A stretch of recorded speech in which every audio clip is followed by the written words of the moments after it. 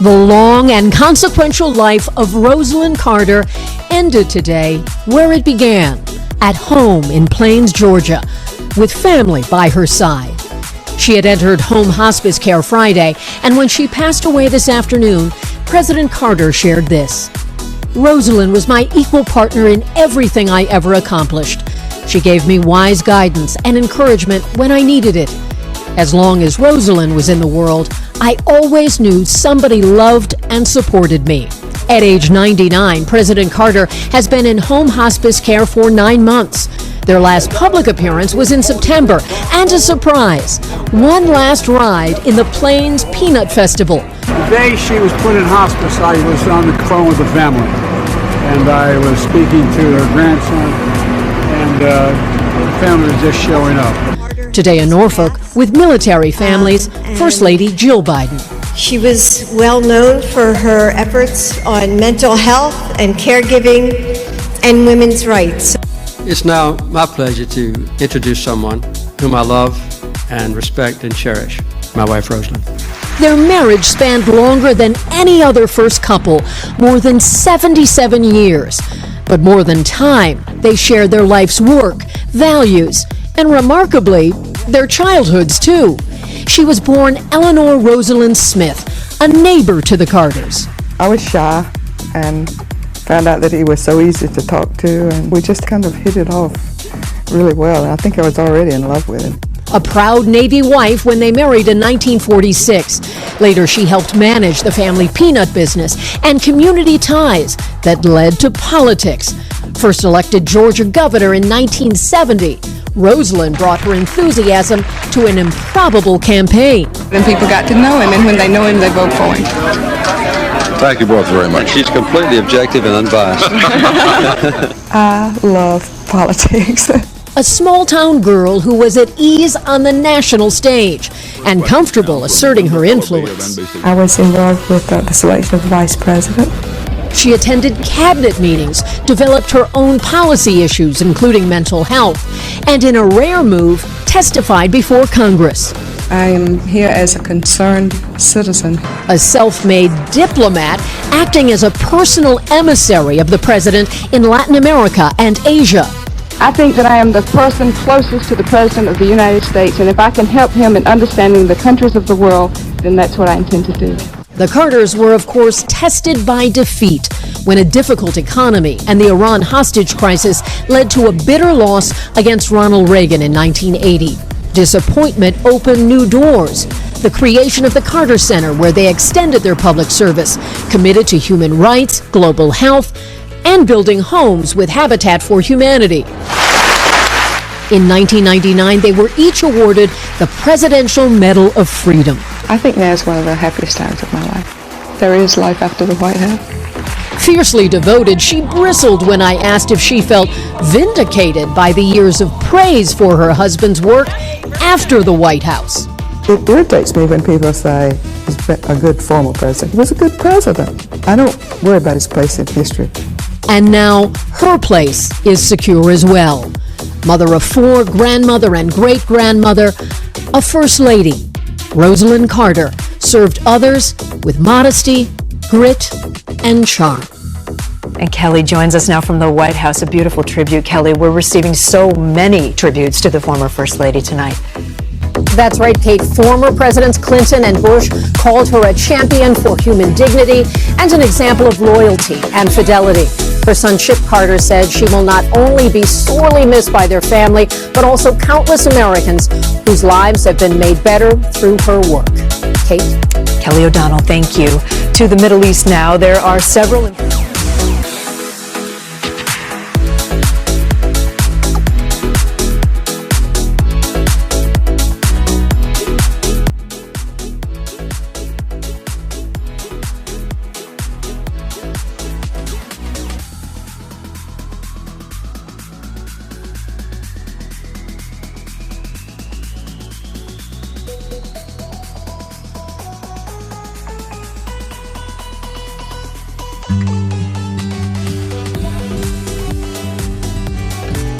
Jimmy and Rosalyn Carter have called each other full partners for all of their 76-year marriage. It's the longest marriage of any first couple in American history. I think people don't really understand just what an astonishing partnership this was and how long it lasted. But it actually goes back to the very beginning of Rosalynn's life. Both of them are from Plains, Georgia, and Rosalynn actually was delivered as a baby by Lillian Carter, Jimmy Carter's mother. They started dating when Jimmy Carter came home from the Naval Academy during World War II and was more or less fixed up with Rosalynn Smith by one of his sisters. The best thing ever had happened in my life was when she said she would marry me, and did. Rosalynn and Jimmy talk about how angry she was when they moved back to Plains in the 50s, but the partnership really cemented itself from there, first in the family peanut business. Rosalynn dived in alongside her husband and managed the books and really learned the details of the business. And she turned out to be, in some ways, better at business than her husband, in the same way that she had more of a political cunning than he did. Evidence of how much Jimmy trusted Rosalynn started immediately at the White House. Unlike Jimmy Carter, Rosalynn Carter has very few critics. Now, at the time she was First Lady, some people objected to her sitting in on cabinet meetings. They thought that was improper in some way. She didn't say anything in the cabinet meetings, but she, wanted to be fully informed so that she could give her husband good advice. She was a closer advisor to her husband than any other First Lady, with the possible exception of Eleanor Roosevelt and Hillary Clinton. That bond and the trust between the two was put on display in the 1980 presidential campaign when President Carter was running for re-election. In the heat of the campaign, 52 Americans were held hostage in the American embassy in Iran, and Carter felt like he had to stay at the White House. He couldn't campaign as actively as he would have. So what did they do? They sent Rosalynn around the country, and she campaigned on behalf of her husband. About an hour ago, I called Governor Reagan in California, and I told him that I congratulated him for a fine victory. I look forward to working closely with him during the next few weeks. They both had a very hard time after he lost, not just because it's hard losing, but they were young. They were in their 50s. They were sort of humiliated by the voters. Rosalynn talked about a comeback, which was crazy. She was depressed. He was at least mildly depressed. The partnership always continued even after the presidency. We're standing here at the Carter Presidential Center, and the Carter Center is not just the Jimmy Carter Center. Jimmy and Rosalynn Carter founded this together and opened in 1982, and they expanded the public health programs, the diplomacy outreach, the conflict resolutions. And yes, would this have ever come about were he not the former president himself? It would not have. He had to have the presidency to have the Carter Center, but he wouldn't have had either without Rosalynn and her influence. And her imprint runs very deep, and that partnership kind of is the foundation and the frame for the Carter Center and all of its work.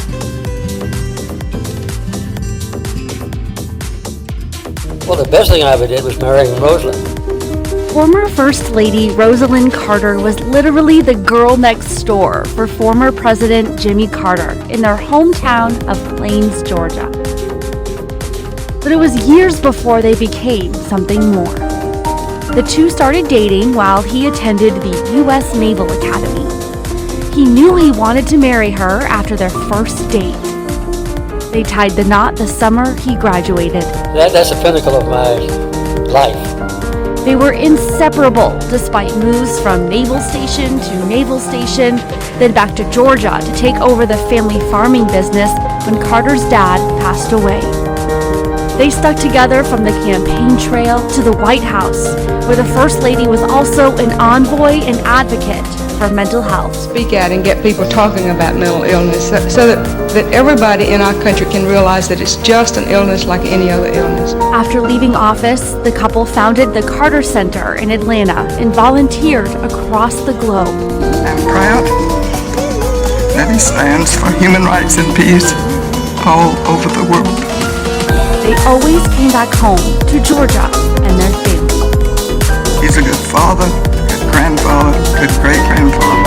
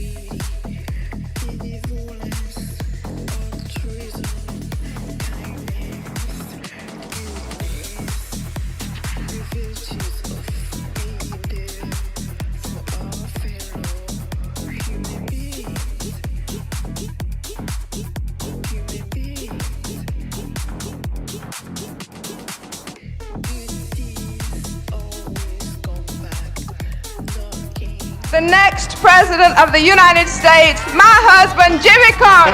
The Steel Magnolia. That's the nickname given to Rosalynn Carter, a First Lady who often stood beside, not behind, the 39th president. I think we just have a mutual respect for each other. But to President Jimmy Carter, Rosalynn was simply his best friend. It's always been my wife of 63 years that made it possible for me to do whatever I've done. Born in 1927 to a poor Plains, Georgia family, Eleanor Rosalynn Smith was the oldest of four. 18 years later, a persistent future president would set his eyes on a soft-spoken beauty with a southern drawl. That is the beginning of a wonderful romance, and I can say 68, exciting, loving, interesting, unpredictable, challenging, and I could go on years. And more than 7 decades later, one was rarely seen without the other. And over the years, we've become not only friends and lovers, but partners. From the Georgia governor's mansion to the White House, Rosalynn made herself known as a fierce protector of her husband and 4 children. Jimmy has never had any hint of scandal in his personal or his public life.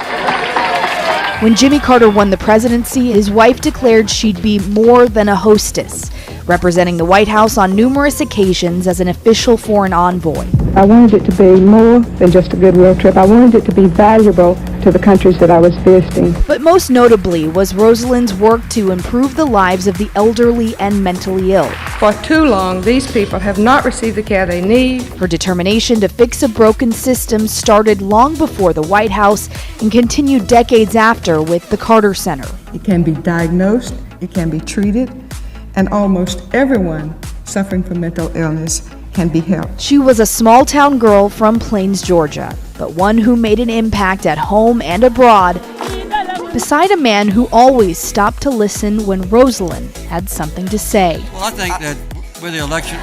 Sarah Blake Morgan, The Associated Press. I think we should have had one earlier.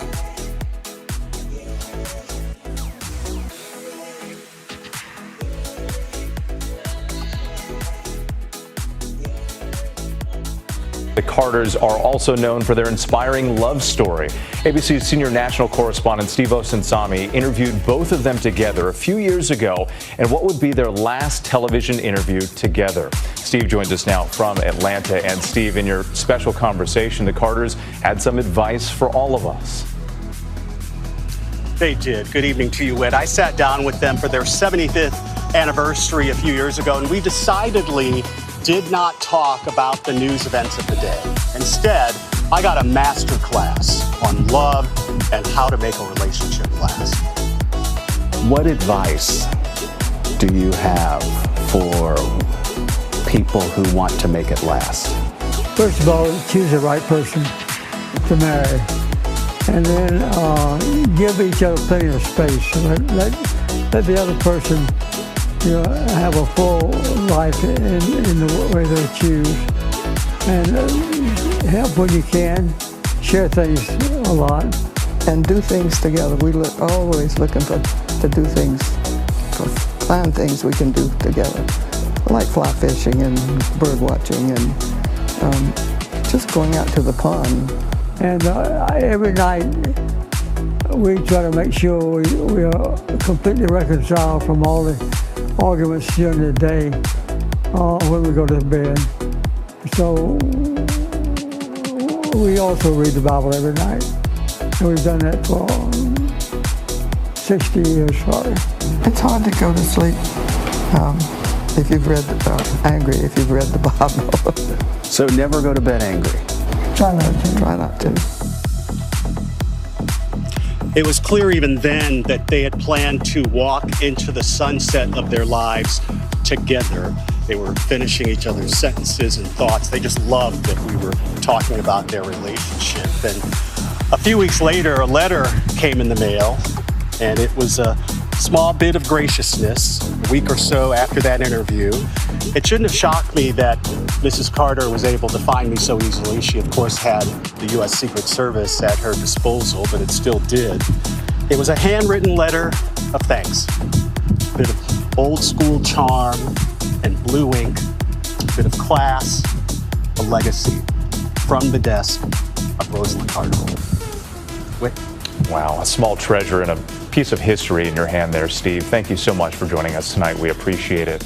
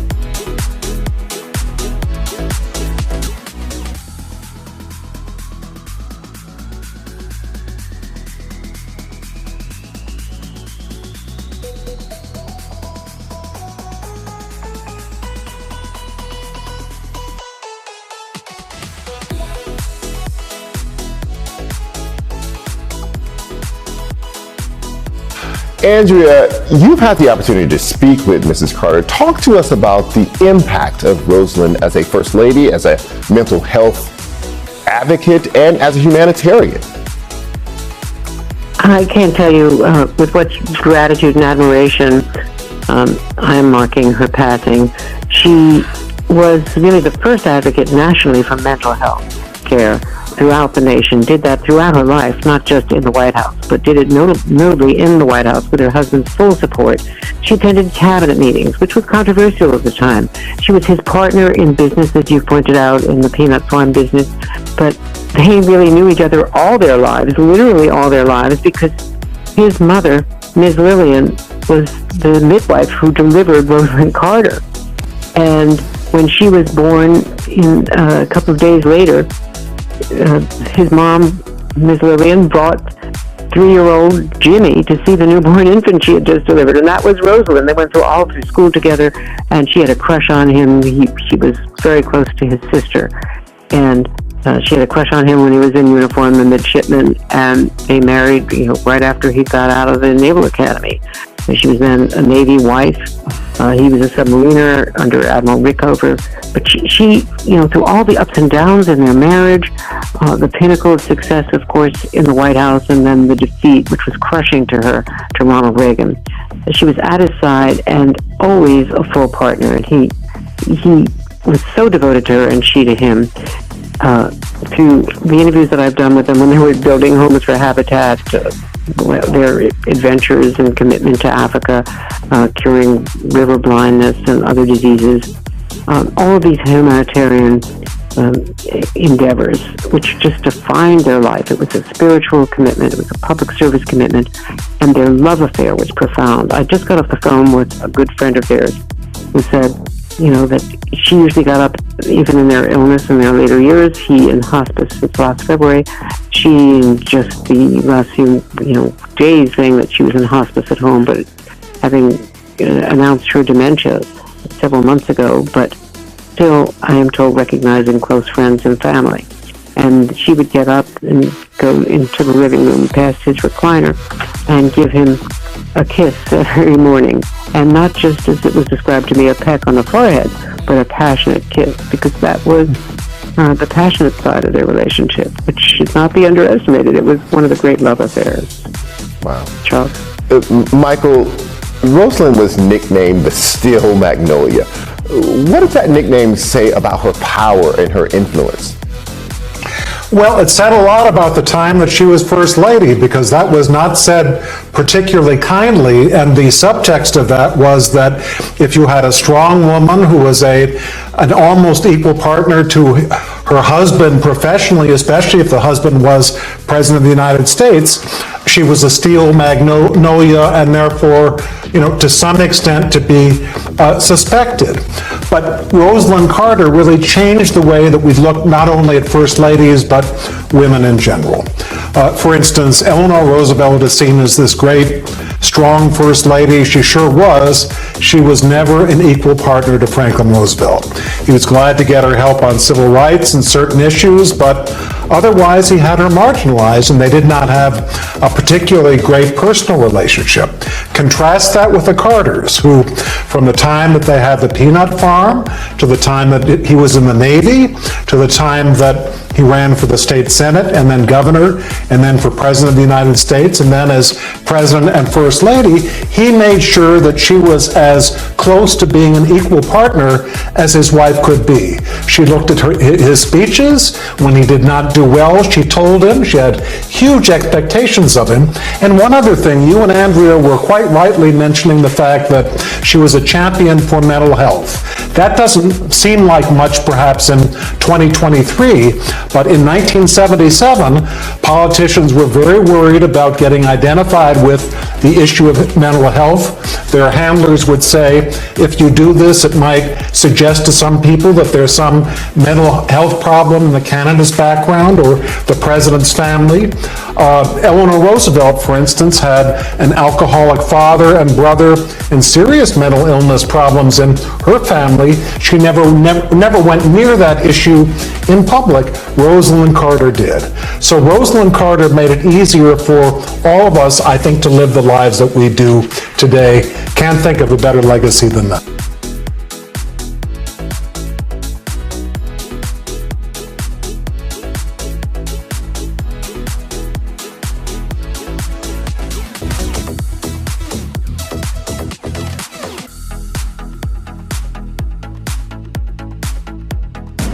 I'm sorry that I have to lead this off with a sad announcement.